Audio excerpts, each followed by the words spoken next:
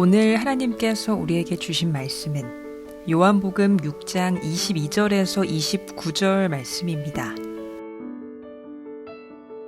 이튿날 바다 건너편에 서 있던 무리가 배 한 척 외에 다른 배가 거기 없는 것과 또 어제 예수께서 제자들과 함께 그 배에 오르지 아니하시고 제자들만 가는 것을 보았더니, 그러나 디베랴에서 배들이 주께서 축사하신 후 여럿이 떡 먹던 그곳에 가까이 왔더라.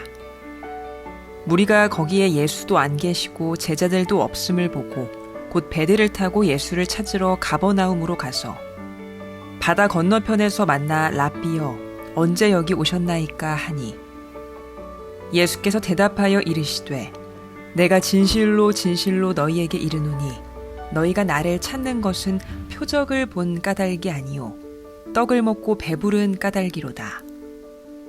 썩을 양식을 위하여 일하지 말고 영생하도록 있는 양식을 위하여 하라. 이 양식은 인자가 너희에게 주리니 인자는 아버지 하나님께서 인치신 자니라. 그들이 묻되 우리가 어떻게 하여야 하나님의 일을 하오리이까? 예수께서 대답하여 이르시되 하나님께서 보내신 이를 믿는 것이 하나님의 일이니라 하시니. 아멘. 20세기 영국의 유명한 기독교 사상가이자 작가였던 C.S. 루이스가 자신의 책에서 다음과 같은 말을 했습니다. 오늘 우리가 함께 나누고자 하는 말씀과 관련이 있어 잠깐 소개하려고 합니다. 잘 들어보시길 바랍니다. 하나님의 관심은 딱히 우리의 행위에 있지 않고 우리가 인간다운 인간, 즉 그분이 뜻하신 본연의 피조물이 되는 데에 있다. 그러려면 그분과의 관계가 바로 세워져야 한다.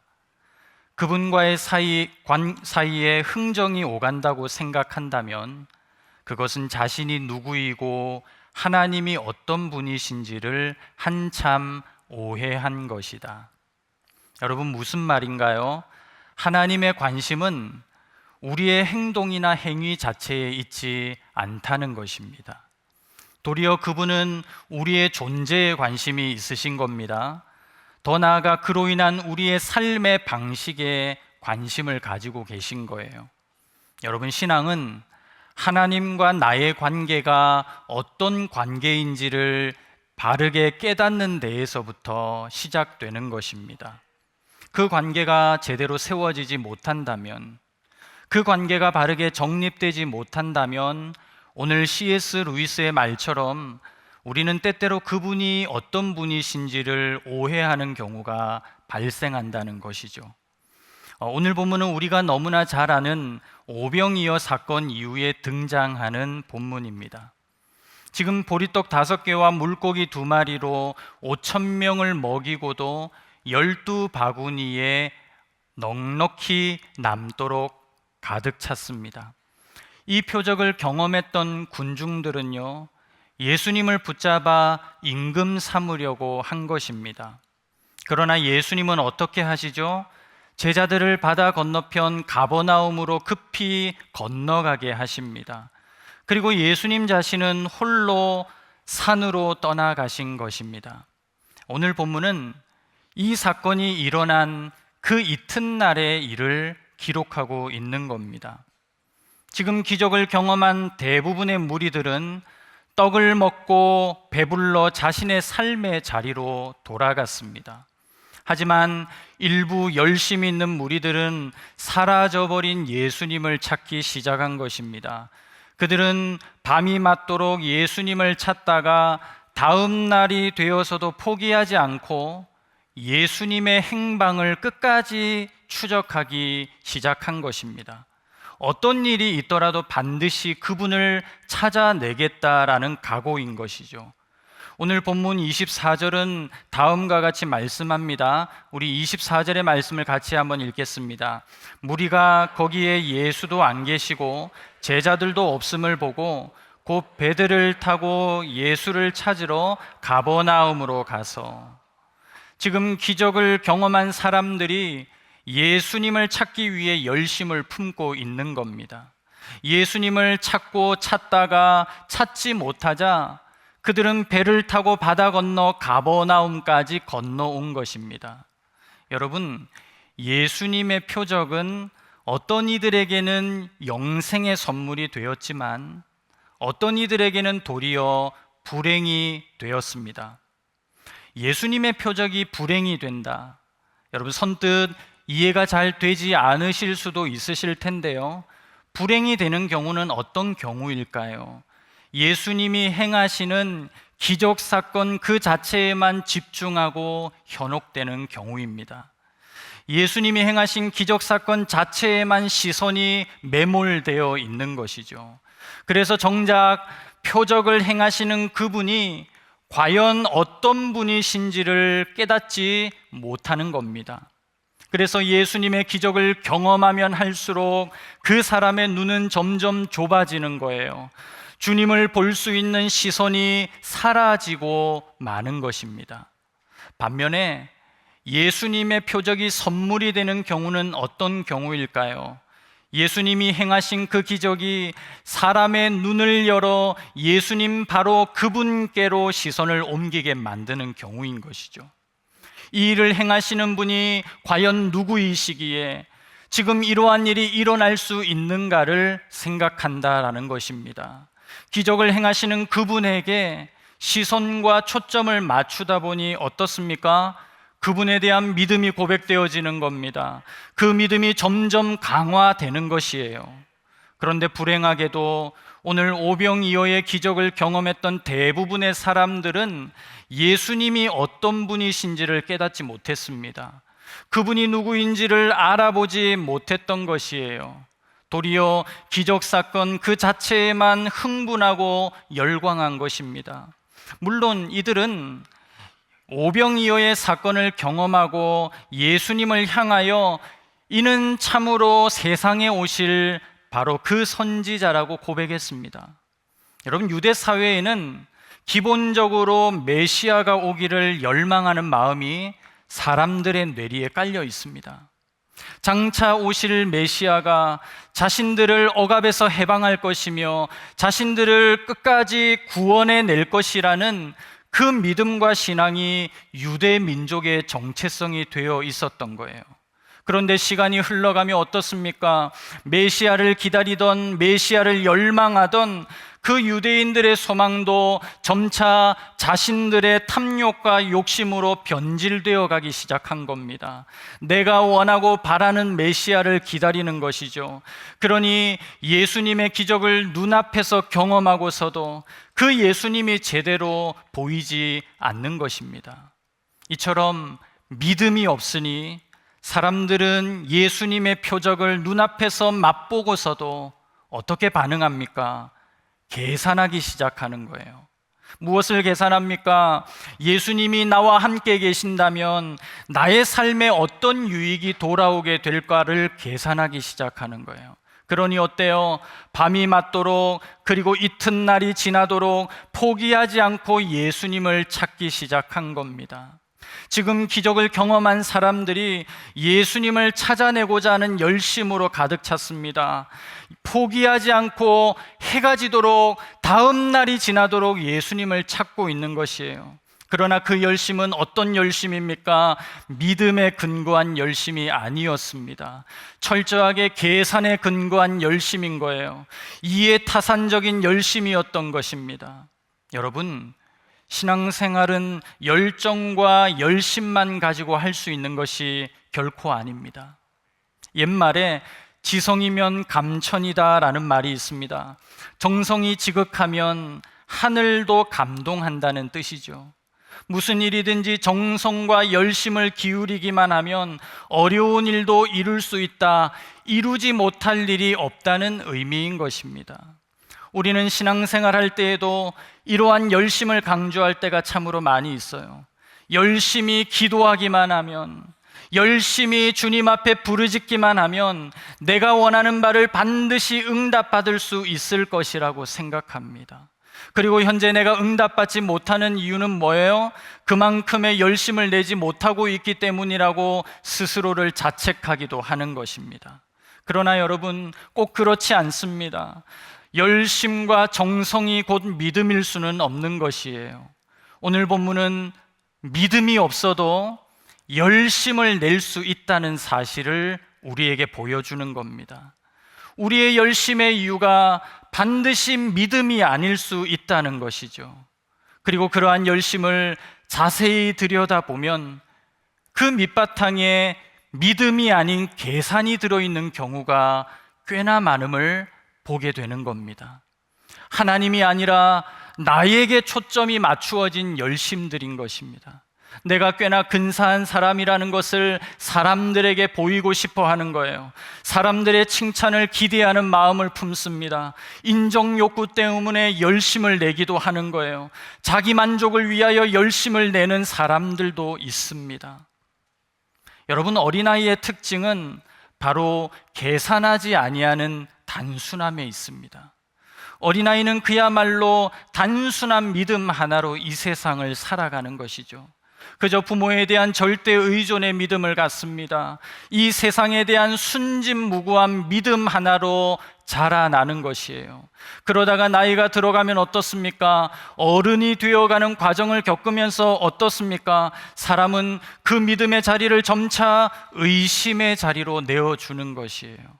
그래서 사람은 나이가 들어가면서 점점 믿음을 버리고 계산하는 일에 더욱 익숙해지는 것입니다. 여러분, 믿음과 계산은 전혀 다른 방식으로 작동하는 것입니다. 믿음은 결코 계산하지 않는 거예요. 반면에 계산은 믿음의 요소가 배제되어 있습니다. 하지만 오늘날 저와 여러분은 어떻습니까? 믿음이 있다고 말하면서도, 주님 앞에 그 믿음을 고백하면서도 돌아서면 계산하고 있는 것이에요.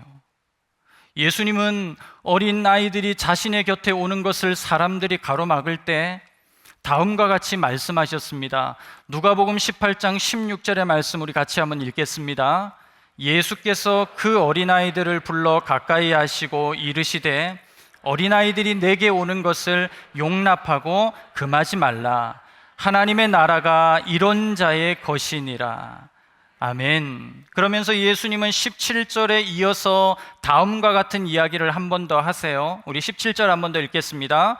내가 진실로 이르노니 누구든지 하나님의 나라를 어린아이와 같이 받아들이지 않는 자는 결단코 거기 들어가지 못하리라 하시니라. 아멘. 하나님의 나라는 어린아이와 같은 자들의 것이라고 말씀합니다. 어린아이와 같이 하나님의 나라를 받들고 섬기지 않는 자는 결코 그 나라에 들어가지 못한다고 주님 말씀하시는 겁니다. 예수님은 오늘 어린아이와 같이 계산하지 아니하는 순전한 믿음을 저와 여러분에게도 요구하시는 거예요. 여러분, 열심과 열정이 항상 답이 아닐 수 있습니다. 오늘 저와 여러분은 예수님을 어떤 이유로 찾고 계십니까? 오늘 저와 여러분이 예수님을 부르짖고 있는 이유는 무엇인가요? 이 시간 예수님 앞에 나와 예배하는 이유는 무엇입니까? 예수님은 그 이유를 분명히 알고 계십니다. 오늘 예배하는 우리 모든 성도님들마다 순전한 믿음으로 예수님을 찾고 온전한 믿음으로 그분 앞에 나아갈 수 있게 되기를 주님의 이름으로 축복합니다. 어떤 이유였던지 간에 지금 기적을 경험한 사람들은 천신만고 끝에 예수님을 가버나움에서 찾아내었습니다. 25절에 예수님은 사람들은 예수님께 이와 같이 이야기합니다. 25절 같이 읽겠습니다. 바다 건너편에서 만나 랍비여 언제 여기 오셨나이까 하니. 우리가 얼마나 예수님을 찾아다녔는데 도대체 어디 계시다가 지금 나타나셨습니까? 라는 것이죠. 예수님이 배를 타고 건너가시는 것을 본 적이 없는데 어떻게 여기까지 오실 수 있었습니까? 라는 거예요. 한마디로 예수님을 찾아내기 너무 힘들었다라는 거예요. 지금까지 당신을 찾기 위해 우리가 얼마나 고생한 줄 아시느냐라는 것이죠. 그런데 예수님은 의외의 대답을 하십니다. 사람들의 기대와 예상에 한참 벗어나는 말씀을 하십니다. 예수님은 자신을 찾는 사람들의 열심에 속지 않으시는 거예요. 도리어 그들의 중심을 살피십니다. 그들의 마음의 동기를 들여다보고 계시는 거예요. 그래서 너희가 이토록 나를 열심히 찾는 것은 표적을 본 까닭이 아니라 떡을 먹고 배불렀기 때문이라고 말씀하십니다. 그리고 27절에 뭐라고 하십니까? 27절 상반절의 말씀 우리 같이 한번 읽겠습니다. 썩을 양식을 위하여 일하지 말고 영생하도록 있는 양식을 위하여 하라. 아멘. 예수님은 지금 자신을 열심히 찾아온 무리들을 향하여 먼저 썩을 양식을 위하여 일하지 말라고 말씀하십니다. 그렇다면 썩을 양식을 위하여 일하지 말라는 것, 그것은 무엇을 의미할까요? 우리가 가지고 있는 직업적 가치를 다 버리라는 말인가요? 육체의 양식은 전혀 중요하지 않다는 것을 말씀하는 것일까요? 그렇지 않습니다. 만약 그런 의미라면 오병이어의 기적은 일어날 필요가 없는 기적인 것이죠. 썩어 없어질 것을 위하여 주님이 보리떡과 물고기의 기적으로 사람들의 줄인 배를 채워줄 필요가 전혀 없었다는 것입니다. 눈먼 자를 보게 하시고 앉은뱅이를 일으켜내시며 문둥병자를 치유해내시는 예수님의 이와 같은 기적들도 아무런 의미가 없는, 아무런 필요가 없는 기적들이 되어버리고 마는 것입니다. 여러분, 예수님은 지금 그것이 아무 의미가 없다는 것을 말하는 것이 아니라 그것이 전부가 되어서는 안 된다는 것을 말씀하시는 겁니다. 여러분, 썩을 양식을 위하여 일하지 말라는 것은 무엇일까요? 오늘 요한복음의 문맥에서 보면 사람들이 예수님을 임금 삼으려고 따라다니는 그 일, 바로 그 일이 썩을 양식을 위하여 일하는 것이라고 말씀하는 거예요. 그들은 예수님을 임금 삼으려고 했습니다. 그들은 열심을 품고 예수님을 찾아다니기 시작했어요. 그러나 실상 그들은 예수님으로 인하여 이 땅에서 좀 더 편하고 안정된 삶을 살아가는 일들을 추구했습니다. 다시 말해 이 땅에 자신들의 나라 이스라엘을 회복하고 다시금 안정과 부귀를 누리는 삶을 목적하고 있었다라는 것입니다. 누구를 통해서 말입니까? 예수님을 통해서 말입니다. 얼핏 보면 이들은 예수님을 왕으로 삼으려고 해요. 그분을 높이고 경배하는 것처럼 보이지만 사실은 예수님을 통해 자신들이 이루고 싶은 다른 일들을 행하고 있었다라는 것입니다. 주님은 지금 그것을 가리켜 썩을 양식을 위하여 일하는 일이라고 지적하신 거예요. 사랑하는 여러분, 우리 역시 하나님의 일을 한다고 하면서도 썩을 양식을 위하여 일할 수 있습니다. 하나님의 일을 한다고 말하면서도 도리어 그분의 영광을 가릴 수 있다는 것이에요. 결국 무엇을 하느냐가 중요한 것이 아니라 누구를 위해 지금 그 일을 하고 있느냐가 관건이라는 것입니다. 다시 말씀드립니다. 무엇을 하느냐가 중요한 것이 아니라 내가 지금 누구를 위해 그 일을 행하고 있느냐가 더욱 중요한 일이라는 사실입니다. 지금 기적을 경험한 사람들은 포기하지 않고 예수님을 찾아왔어요. 그분을 왕 삼으려고 하고 있습니다. 예수님을 임금 삼으려는 그 목적이 전부 자기 자신에게 있었던 것이에요. 예수님이 왕이 되신다면 우리의 가난의 문제 해결될 수 있다는 것이에요. 로마로부터의 정치적인 해방을 이루겠다는 것입니다. 더 나아가 경제의 문제, 민생의 문제, 질병의 문제도 저 예수님만 계신다면 다 해결될 수 있다고 생각한 것입니다. 이들은 끝까지 예수님을 쫓아온 그 이유가 자신의 일신의 안위 때문이었다라는 것이에요. 자기 삶의 안정과 부귀 영화 때문에 주를 따랐던 것이에요. 여러분, 이들의 열심은 예수님을 위한 일이 결코 아니었습니다.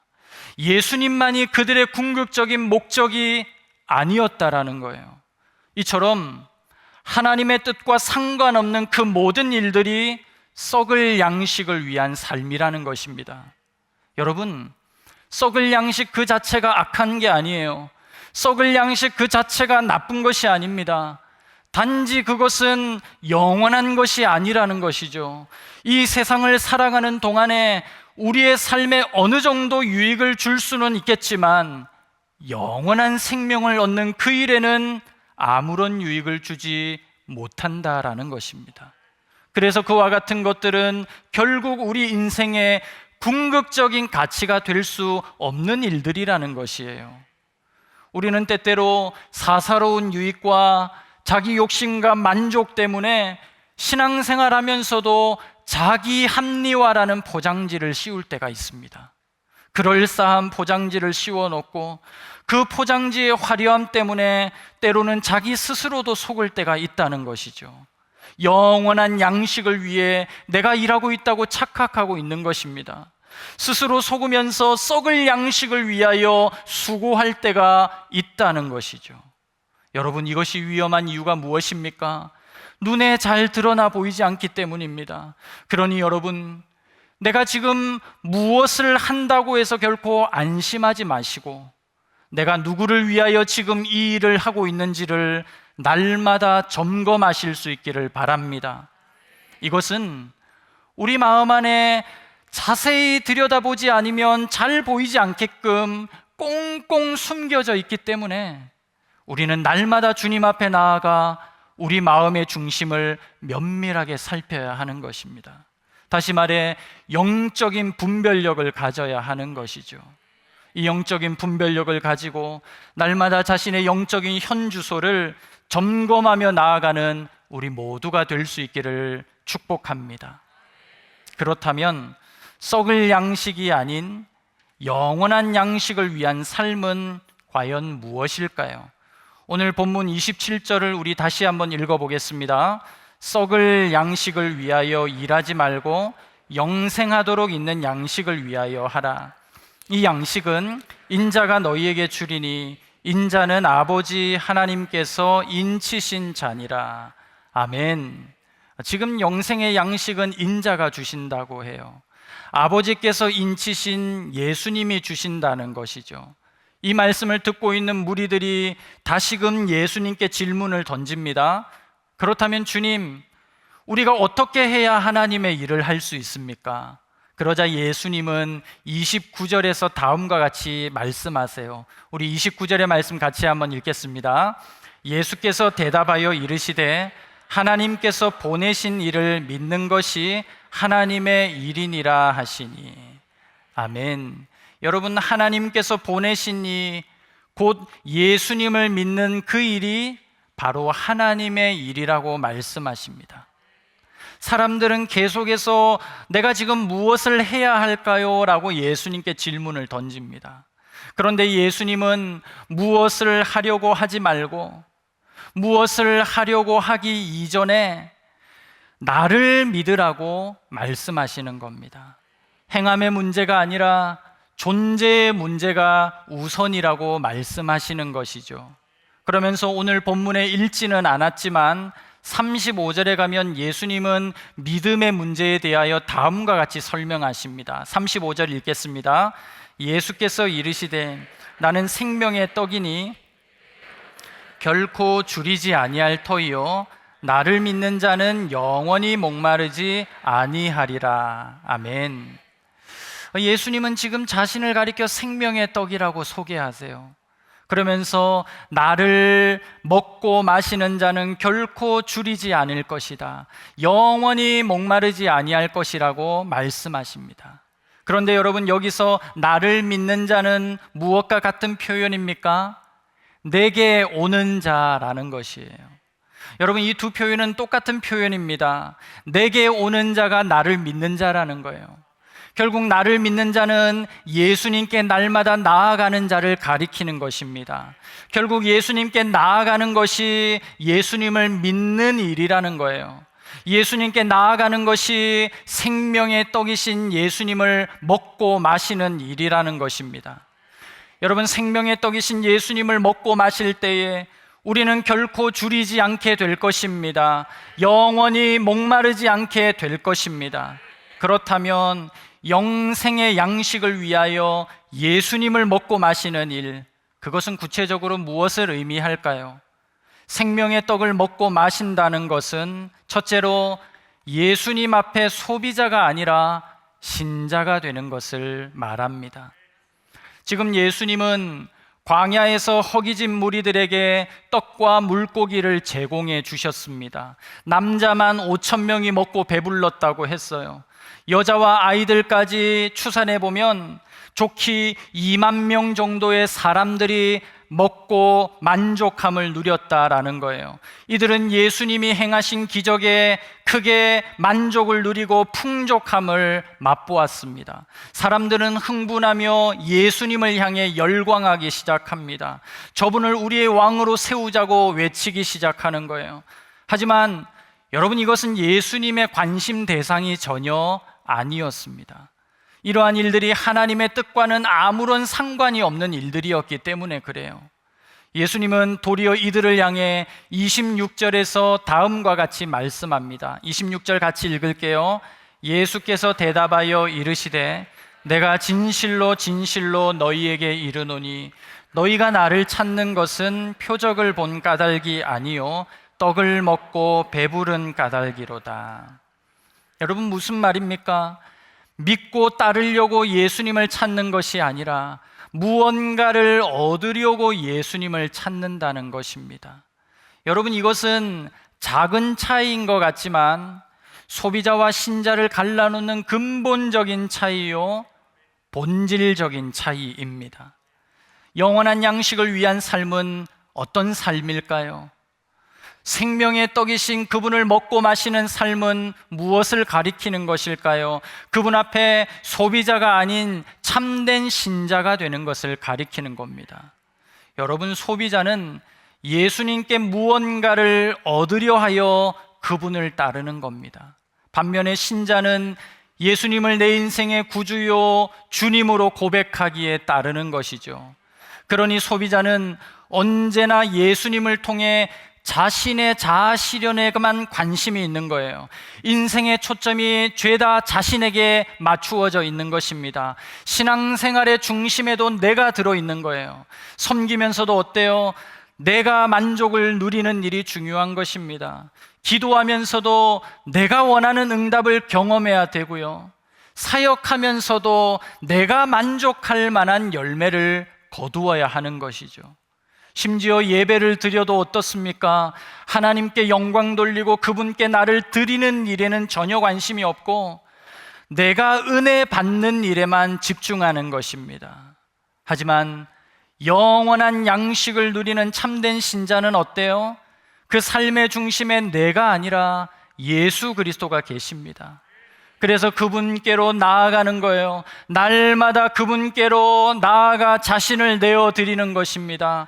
자기를 부인하는 삶을 살아가는 것이죠. 사도 바울처럼 나는 날마다 죽노라고 고백하는 것입니다. 나는 죽고 예수로 사는 삶의 의미가 무엇인지를 이해합니다.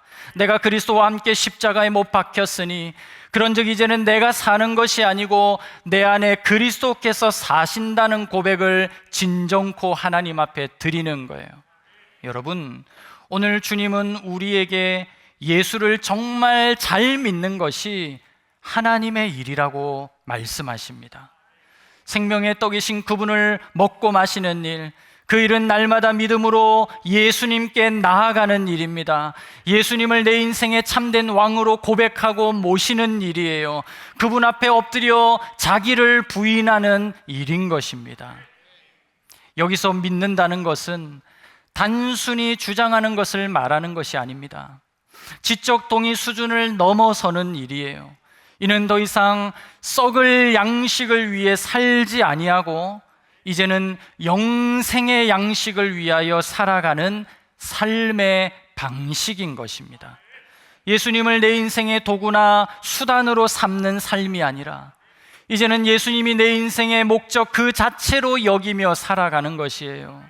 예수님을 통해 무언가를 얻고 구하고 바라고 얻어내는 일에만 관심 두는 것이 아니라 그 예수님을 온전히 신뢰합니다. 그래서 그분께 자신을 드리는 삶을 살아가는 것입니다. 사랑하는 성도 여러분, 예수님이 주시는 선물 그 자체의 마음 빼앗긴 삶이 아니라 예수님이 내 인생의 가장 값진 보화라는 사실을 깨닫고 발견하고 고백하는 저와 여러분이 될 수 있기를 축복합니다. 오늘도 우리는 예수님의 기적을 기대합니다. 주님, 제 삶에 이러한 일들을 이루어 주세요. 주님, 제 삶에 이러한 일들을 해결해 주세요.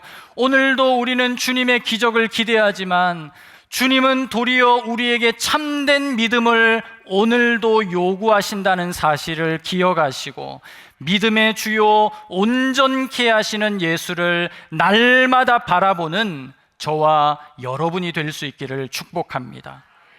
두 번째로, 생명의 떡을 먹고 마신다는 것은 날마다 하나님의 말씀을 가까이 하고 그 말씀에 순종하는 것을 말합니다. 예수님은 지금 자신을 가리켜 생명의 떡이라고 말씀하셨어요. 그러면서 이 떡을 먹는 자는 영생하리라고 말씀하십니다. 오늘 본문에 읽지는 않았지만 51절에 가서 예수님은 이렇게 말씀하십니다. 같이 한번 읽을게요. 나는 하늘에서 내려온 살아있는 떡이니 내가 줄 떡은 곧 세상의 생명을 위한 내 살이니라 하시니라. 아멘. 예수님은 지금 구약의 조상들은 만나를 먹었어도 죽었지만 너희는 나를 먹으면 영원히 살겠다고 말씀하십니다. 여러분, 사람이 무언가를 먹는다는 것, 그것은 존재론적으로 매우 중요한 의미를 지니는 것이에요. 사람이 무언가를 먹을 때에 그것은 그 사람의 몸에 들어가 소화되고 영양분으로 흡수되어서 그 사람의 존재 자체가 되는 것이에요. 사실 우리 몸은 지금까지 우리가 먹고 소화시킨 음식의 총합이라고도 할 수 있습니다. KBS에서 여러분 2005년부터 지금까지 방영되고 있는 걸어서 세계 속으로라는 프로그램이 있습니다. 제가 가끔씩 TV를 틀면 리모컨을 멈추게 만드는 프로그램인데요, 세계의 다양한 도시들을 여행자의 시각으로 바라보며 그들의 역사와 문화, 삶의 모습을 담아내는 유익한 프로그램입니다. 각 나라를 다니며 각종 문화유산, 그들의 축제, 그들의 풍습과 다양한 볼거리들을 소개하지만 정작 이 프로그램에서 가장 많은 분량을 차지하는 것이 무엇인지 아십니까? 그것은 그들이 무엇을 먹고 사느냐를 소개하는 일입니다. 나라마다 그들이 먹는 음식이 바로 그들이 누구인지를 가장 잘 설명해주는 삶의 양식이기 때문에 그렇습니다. 내가 무엇을 먹느냐가 바로 내가 누구인지를 보여주는 일인 것입니다. 여러분, 한솥밥을 먹는 사람을 가리켜 우리는 식구라고 부릅니다. 국어 사전을 찾아보면 식구의 정의는 다음과 같이 나옵니다. 같은 집에서 살며 끼니를 함께하는 사람. 같은 집에서 살며 끼니를 함께하는 사람이 식구라는 거죠. 여러분, 여기에는 중요한 의미가 담겨져 있습니다. 여러분, 같은 집에 산다고 다 식구가 아니더라고요. 무엇을 함께 해야 합니까? 같이 밥을 먹어야 식구인 겁니다.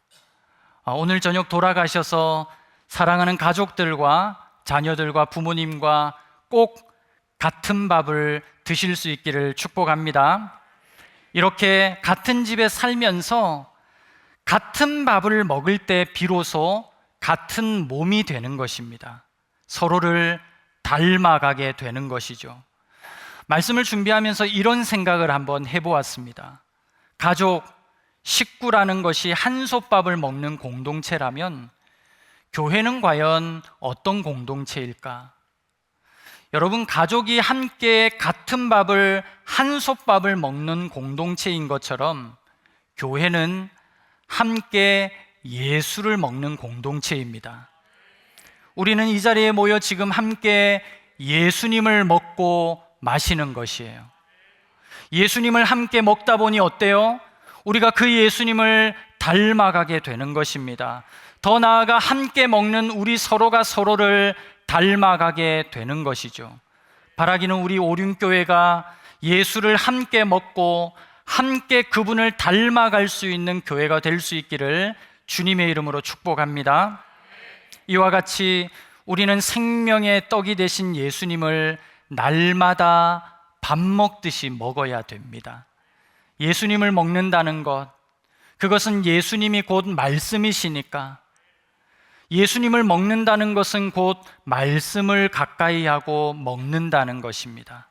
말씀을 밥 먹듯이 읽고 묵상하고 되새기며 듣는 것을 말합니다.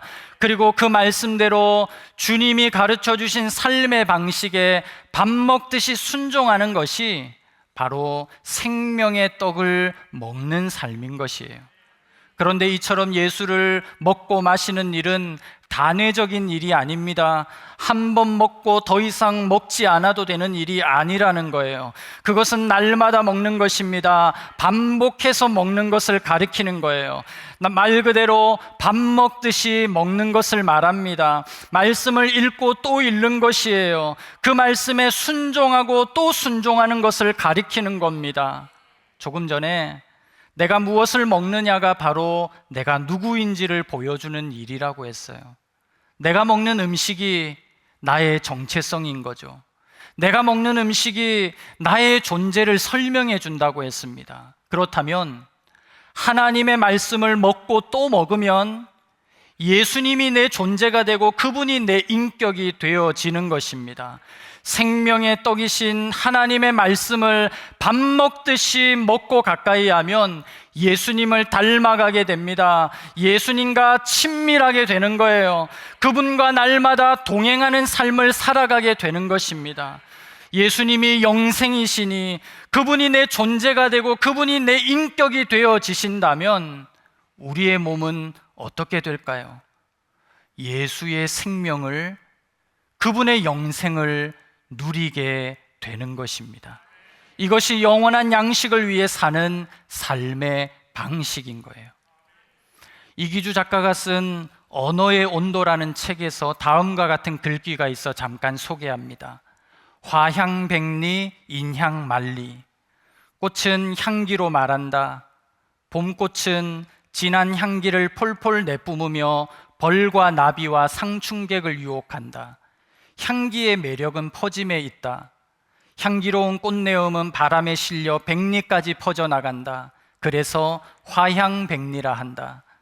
다만 꽃향기가 아무리 진하다고 한들 그윽한 사람 향기에 비할 순 없다. 깊이 있는 사람은 묵직한 향기를 남긴다. 가까이 있을 때는 모른다. 향기의 주인이 곁을 떠날 즈음 그 사람만의 향기, 인향이 밀려온다. 사람 향기는 그리움과 같아서 만리를 가고도 남는다. 그래서 인향만리라 한다. 여러분, 꽃의 향기는 백리를 퍼져나가지만 사람의 향기는 만리까지 미친다는 겁니다. 사람이 풍겨내는 인향은 묵직한 영향력을 가진다는 것이죠. 과연 저와 여러분의 삶에는 어떤 향기를 뿜어내고 있습니까? 생명의 떡이신 예수님을 날마다 먹고 그 영원한 양식을 위하여 살면 내 안에 그윽한 예수님의 향기가 드러납니다. 말씀이신 예수님을 먹고 또 먹으니 그분이 내 존재가 되고 그분이 내 인격이 되어지는 것입니다. 그리할 때 우리의 삶에는 인향이 아니라 예수님의 향기가 드러나게 될 것입니다. 이와 같이 썩을 양식이 아닌 영원한 양식을 위하여 살아가심으로 날마다 꽃보다 짙은 예수의 향기 드러내며 사시는 우리 모든 성도님들 될 수 있기를 축복합니다. 찬양하시겠습니다.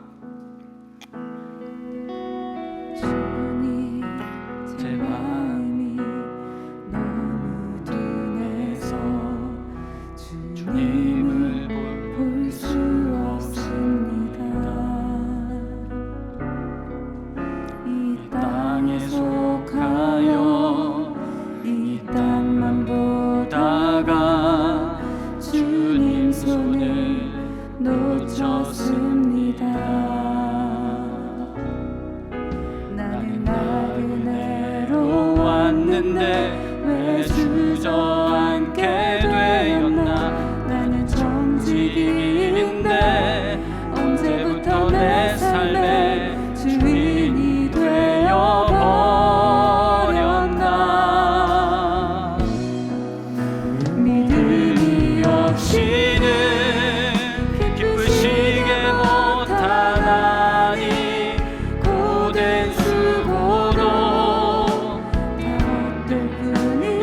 주옵소서.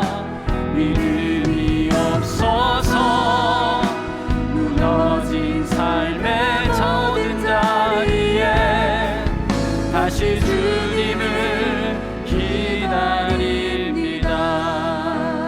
우리 두 손을 가슴에 얹고 주신 말씀 붙들고 기도합니다. 주님, 이 시간에 내 안에 잘못된 열심과 동기가 있다면 깨닫게 하여 주시고 다시금 순결한 믿음으로 주님 앞에 나아가는 자 되게 하여 주시옵소서.